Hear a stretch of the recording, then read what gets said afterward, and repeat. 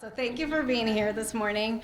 My name is Jimena Fonseca Morales. I am the program manager for the Environmental Justice Fund, and I'm so thrilled and honored that we are all here this morning to celebrate the brilliant work of our environmental justice grantee partners. If you are one of our grantees, please raise your hand.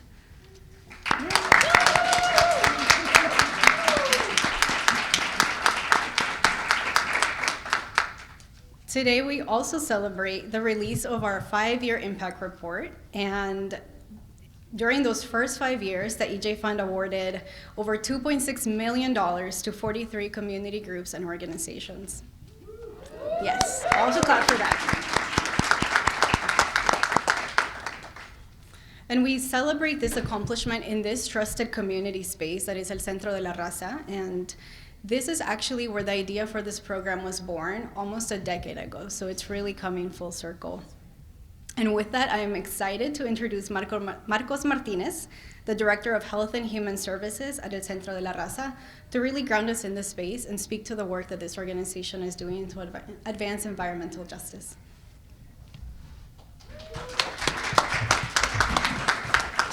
Thank you, Jimena.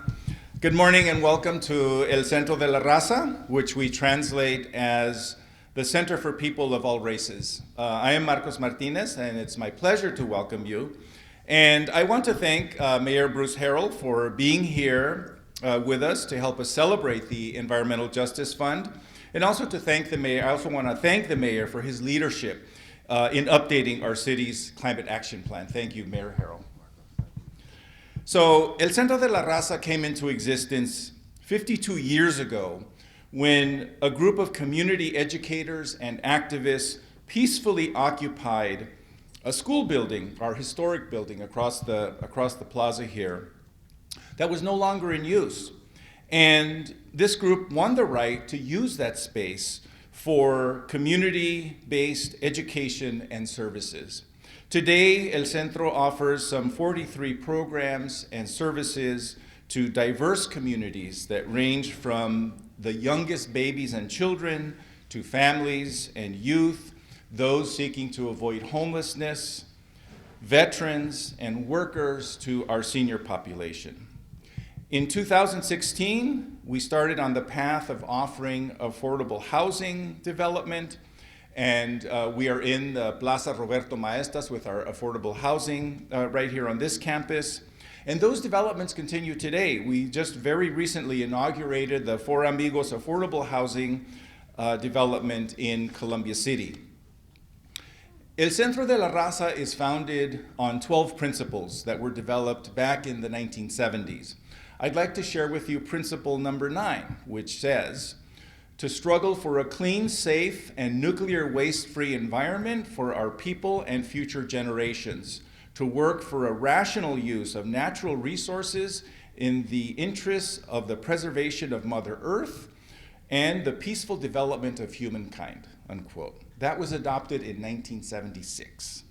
It's clear that our Black and Brown, our Indigenous communities have been prioritizing the environment for a very long time, since time immemorial. Our work as an organization has included advocating side by side with community for environmental quality and calling attention, for example, to the air traffic over our Beacon Hill neighborhood, partnering with groups like the Beacon Hill Council and raising consciousness around issues like environmental racism and the disproportionate impacts of climate change on BIPOC communities. Today, we're part of efforts with the city's Office of Sustainability and Environment to develop a climate curriculum that will help to build resilience in our communities and respond to climate disruptions that will occur. We have offered trainings to the tenants in our affordable housing developments and the young people in our youth services programs around issues like air and water quality and how these impact their daily lives. Recently, working with the Seattle and King County Public Health Department, we distributed more than 200 air purifiers to residents living within a 10-mile radius of SeaTac Airport who would be affected by poor indoor air quality. We're proud to be engaged in this work, and we appreciate the partnership and the solidarity with the City of Seattle and the Environmental Justice Fund. Thank you and welcome to our space.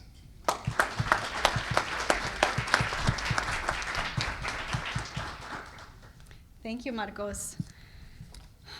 This program is really a testament to the decades of work of community leaders who laid the foundation for this dedicated investment to exist and directly fund programming and projects led by and for our environmental communities that have been most impacted by environmental injustices and climate change. Many of you here today were part of that initial group of community partner steering committees and city partners, community leaders who worked closely with the city to actually create this program. So if that's you, please raise your hand. Don't be shy, because I see a lot of familiar faces here. Thank you so much for your work. And I'm thrilled to welcome our interim deputy director, Liliana Ayala, who was and continues to be one of those incredible leaders.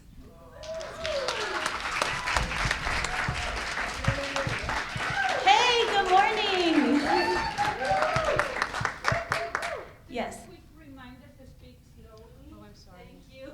Thank you. Good morning, everyone. Good morning. I'm so glad to be here with you. First, I'd like to thank Mayor Harrell for spending some time with us this morning. It really means a lot to OSC, our city colleagues and city family, and our community partners as well. So thank you, Mayor. I also want to give a big shout out to our hostess with the mostest, Program Manager Jimena Fonseca Morales. Jimena has worked so hard with each of you. You all know her, you know the intentionality and warmth that she brings to her work. She is incredibly thoughtful, kind, strategic, and mindful, and has dedicated a lot of time to making sure that the program that we offer reflects our community's priorities. So I just want to take a moment to thank her for her hard work.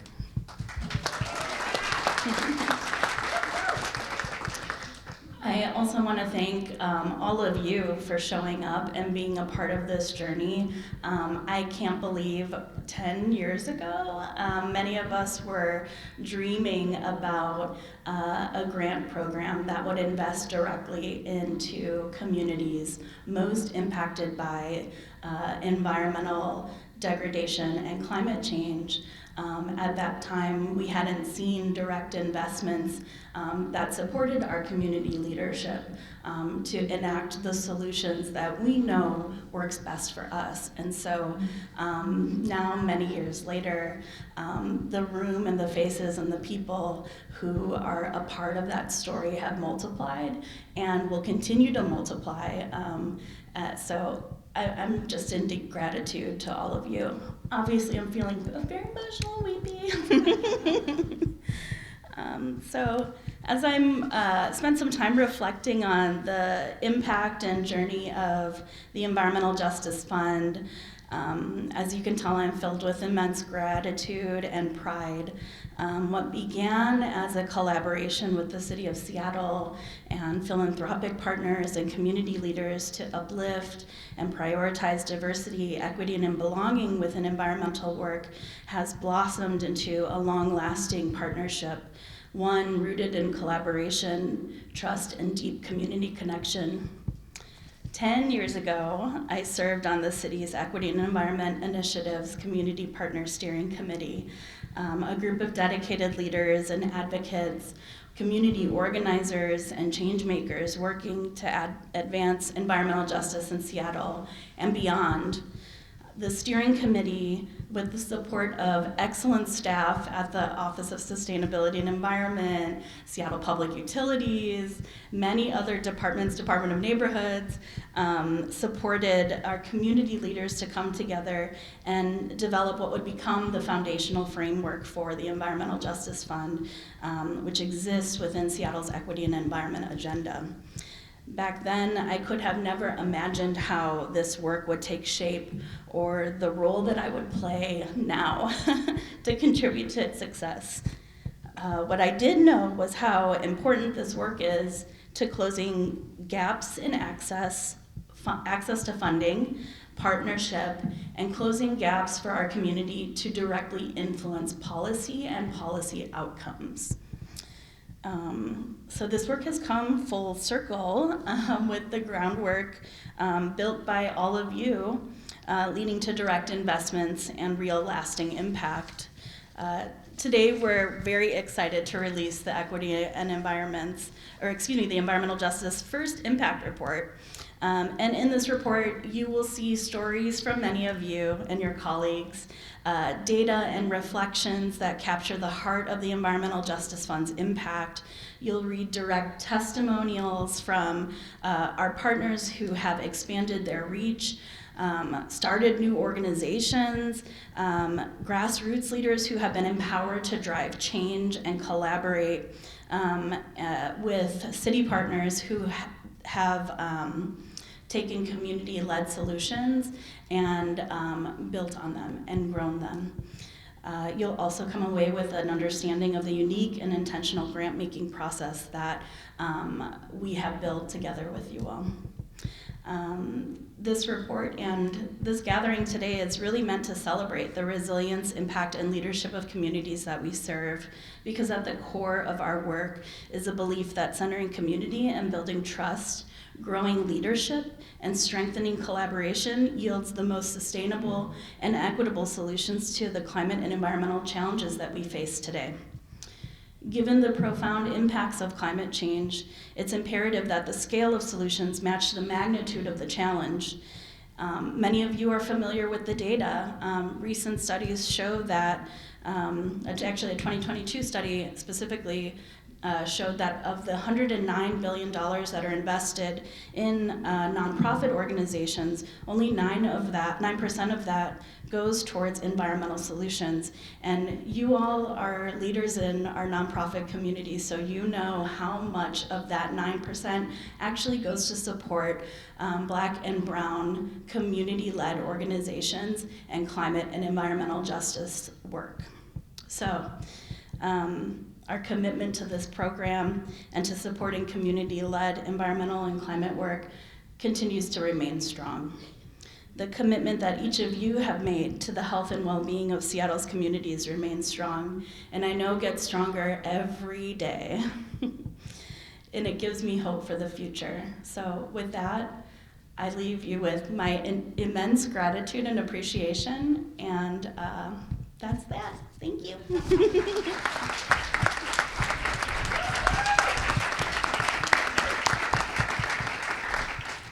Oh, thank you so much, Liliana. Okay, I'm also feeling a little emotional, but we're gonna pull through. It's gonna be okay. We know that this program and its impacts on our frontline communities really wouldn't exist without the foundation laid by our ancestors, the ones who have stewarded these lands and waters since time immemorial, and who continue to be the keepers of the land we are gathered on today. And so one of the critical roles of the Environmental Justice Fund is to support the work of these communities who continue to lead environmental and climate justice efforts that support thriving and healthy communities. Oh, okay. One of our partners leading this work is Feed 7 Generations, and I'm excited to introduce Romagine Thomas, their program director, up to the podium.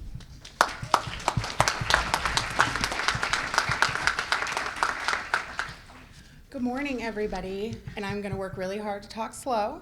That might be one of the things that I'm bad at. Thank you guys for allowing me the opportunity to be here.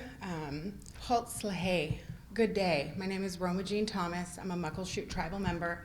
I'm also the program director for Feed 7 Generations. Feed is a nonprofit organization here in the Pacific Northwest working on food sovereignty in the breadth and depth of Indian country. I have the privilege and honor in my life to be able to go out and work in my environment and learn my traditions on the land, on my beaches as a Muckleshoot S'Klallam woman, a Duwamish ancestor from this place. And the Environmental Justice Fund met us in that space to say, how can we support you? And we want to lift up youth to be that Muckleshoot kid that got to go out and experience those things. We know that those opportunities can be few and far between, especially in our classrooms, in our Western classrooms. So we've had the opportunity with the partnership of the Environmental Justice Fund to go into our classrooms and do food and medicine curriculum, to meet the science, to meet the English, to meet the math curriculum that exists, but really uplift that Indigenous knowledge. And the Environmental Justice Fund, I would be remiss to stand up here and not say, I have worked with many organizations as an Indigenous person, some better than others. The Environmental Justice Fund meets their mission. When we are doing our work, we're gonna be out digging camas this week, so I'm here just for a little bit and then we'll be out digging camas. But they are there helping us tell that story, so I don't have to sit and report on it. They make sure that we have volunteers so we can do all of our youth programming, and they've allowed us the funds to develop out our leadership. For the last 5 years, I've been the executive director. Now I am the program director doing the education work that I've always been doing, and I don't have to wear multiple hats. And that's the beauty and the blessing of them meeting us where we are. As an Indigenous person working in my community, I can say that I feel that this is a partnership, there is equity, and I know that the work that they're developing and building into in our work is allowing the next generation to do the environmental sustainability work that is our value base. And I'll just end by saying, I tell the students all the time, oh, you're gonna be running feed, you're gonna be doing my job. And they're like, no, I'm not. But I mean it. I'm saying it with the most reverence and the most hope. We will be feeding the next 7 generations and beyond traditional foods, good quality foods, because our youth are at the heart of it, and they're taking the work and they're running with it. This next year, they will be doing the programming that we've spent the last 2 years doing. They got their medicine kits, they've been out in the school, and they're going to be the teachers. So thank you to the Environmental Justice Fund. Thank you to all of you doing this work. I lift my hands to you, and I really feel privileged to be in this room at a private event. So thank you.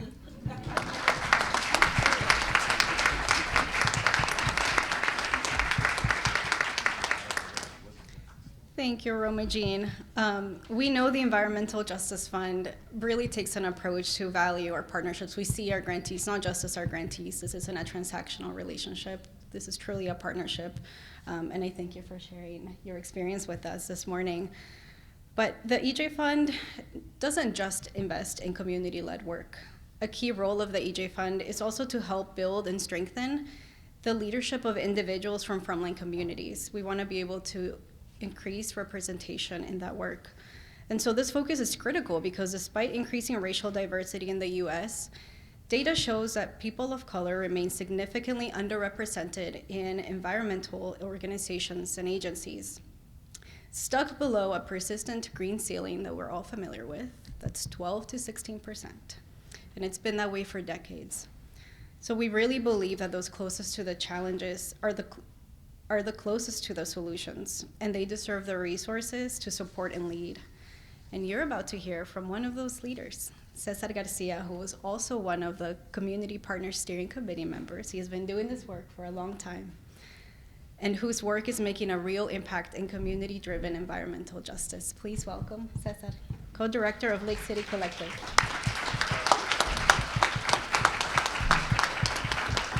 Can you hear me? Okay.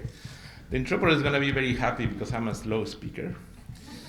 My timekeeper maybe not so happy. I'm not contagious. I did my COVID test, my flu test, my COVID flu test. There is one COVID flu now, you know. And but I think it's maybe 5 years of working on environmental justice, or maybe a whole life of living in environmental justice communities. I want to start by saying that I really appreciate everybody here, and and also shout out for people that have been important not only for me, my organization, but also for the EJ. We have here Sean, Sean Watts, we have Sudha in the back.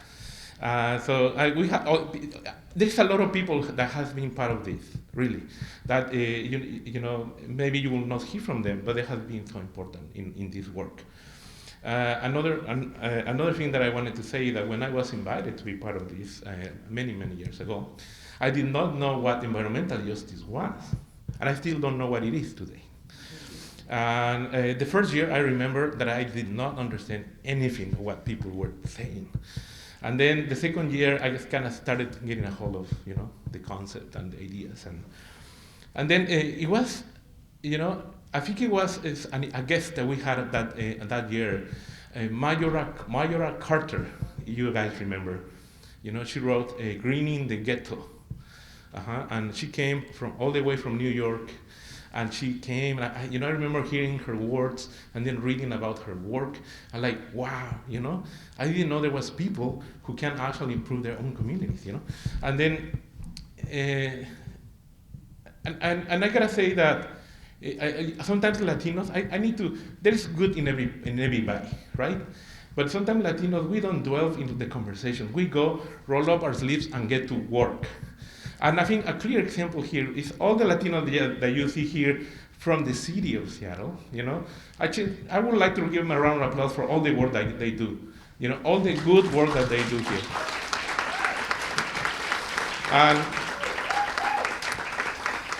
And of course, I forgot almost everything I wanted to say, but we got to work. And I remember being invited to a meeting with Mayor Dorkan at the time. And then my wife, who is the co-founder of Lake City Collective, and we were, I know why we don't make progress in communities like ours. You know why?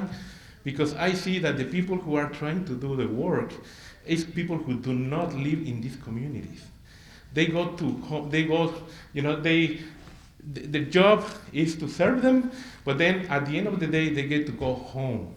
They get to go home to Olympic Hills, to Cedar Park, to these beautiful communities. But then the rest of us, we get to stay in these places where there is poverty, misery, pollution, everything that you can imagine. That's what we told her. And that is true, Environmental justice at the heart is ourselves doing the work. And I hope that our city, I actually know, because it's a fact that the city is investing in these groups. You go anywhere in the US, I invite you to go anywhere in the US and count how many community-based organizations are getting funded by their own city. I invite you. And how many organizations you see here in this place, in this community. So we are really an example. There are many things that lie ahead in our work. And I will be amiss if I don't mention some of the things that we're working in the future.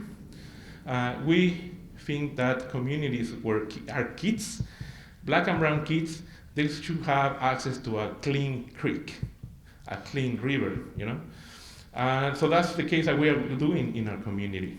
And I think we know the power of executive orders nowadays. And I think there is room, for our city to do executive orders to improve the lives of all the communities that are impacted by climate change and pollution. One example is, creating protected areas, like for creeks, where black and brown people can get access to them. Mm-hmm. For example, Portland, they created a park. It's a no-dog park, and we love dogs, but we can. So there is already that mechanism, something that was done an administrative rule, and we don't want Portland to beat us, right? If they created that space, safe space for kids, so then we can create it too. We are also finding that a lot of the old buildings in our community, where most of our community live, they are, there's more pollution inside the home sometimes, and there is mold and a lot of things, and asthma. So I think there is an opportunity to also incentivize those good landlords who can work with the city to improve those living conditions. I'm gonna step off my soapbox. I really appreciate you being here, and I appreciate everybody. Thank you so much.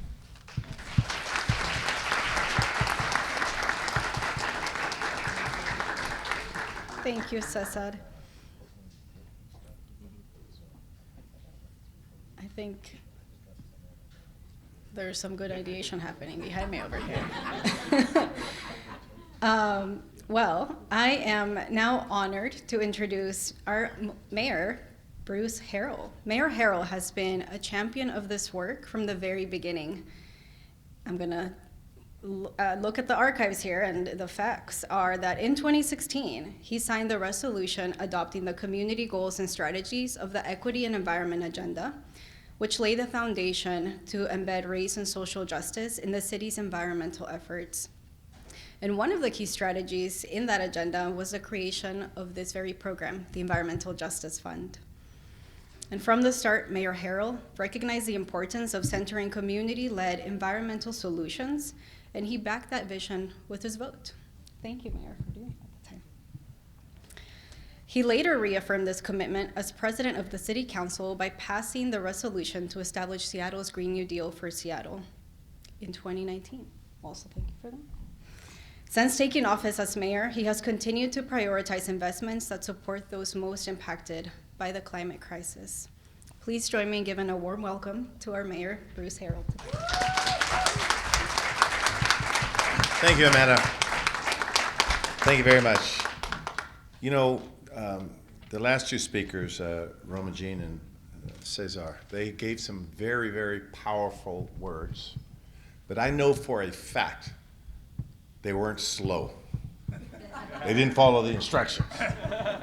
Too much energy. I will lower my pace a little bit for the translator, slow it up a little bit. So I am surrounded by a room of people. Something went right in your life. Some mother or father or grandparent or aunt or uncle has told you to dedicate your time and your commitment and your resources to someone or something bigger than yourself. Public service, caring about the planet, caring about people who aren't in this room right now. It feels good to be around people who are that selfless. And I don't say that in a token way because I see on a daily basis a lot of selfish, I-S-H, selfish people. That would not be you. And so I'm honored to be your mayor, and this EJ Fund, as Jimena talked about, for me at least, is us as a city at our best. I need to say, Liliana and Jimena and others in the OSC group, you model what we're trying to do. You too, Michelle. They're up here right now. Okay. All right. They model what we're having to do while we are in this this war right now. Well, make no mistake about it, we are in a war right now. And when we talk about climate justice, I read an article the other day that I was being criticized by the other Washington, D.C. for being radical in our fight for equity and climate.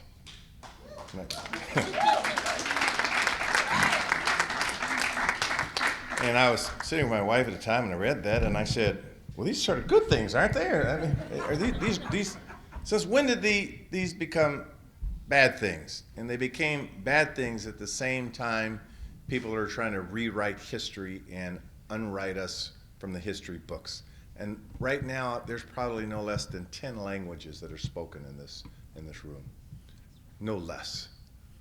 We are at our best when we understand and value and treasure our different cultures, our different languages, our different religions. That is when our country is at our best. We're not trying to go back. Remember, progress always moves forward, and this EJ Fund, for me as your mayor at least, is us moving forward, doing the right things. I want to ground us in a quote. The course for justice is not a sprint. I know a lot of you are younger than me, but I could probably still out-sprint you, but it's not a sprint. It's more like a marathon or a relay race. You pass the baton to the next generation, and you hope there's a smooth pass-off. But at the same time, you don't leave that next generation to run the race by itself. End of quote. That was from Robert Bullard, an American academic known as the father of environmental justice. Now, we know that the burden of the climate crisis does not affect everyone the same. It is not equal.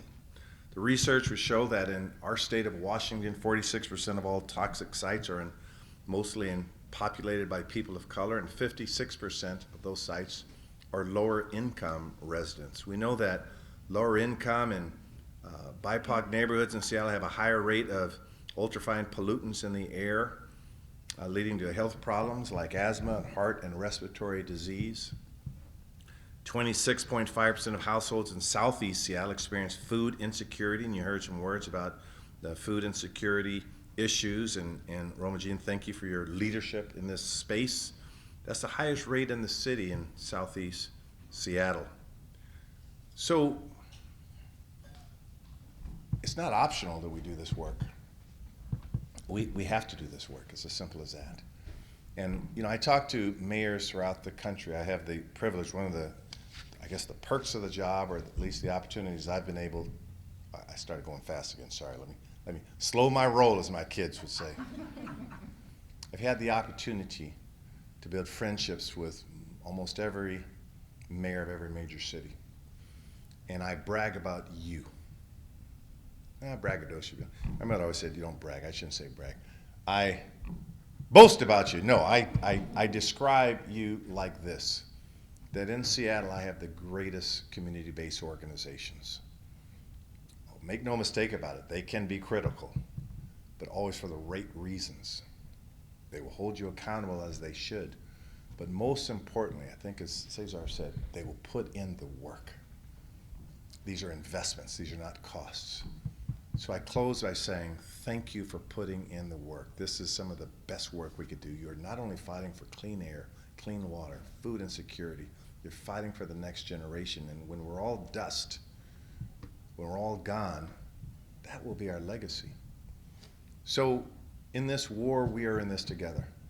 I will promise you, I will champion our verse for diversity, equity, and inclusion. I will not mince words. I know what it's like to be excluded from a meeting. I know what it's like to suffer a microaggression. I know what it's like to be thought of as inferior. But not here in Seattle. We're going to hold together and we're going to fight together. The Mariners are on a winning streak right now. I don't want to jinx them, but I might put the Herald jinx on them if I say this. But there's one lesson that's coming out of their little win streak. It's teamwork. I think that's why when the World Cup comes here, we'll get over 1 billion people watching us, is teamwork. So in Seattle, remember this, we have to have the strongest teams. That doesn't mean we have to agree on everything, but at the end of the day, Cesar, at the end of the day, we have to see ourselves as a winning team. And these investments in this fund demonstrates we have a winning team. Thank you very much.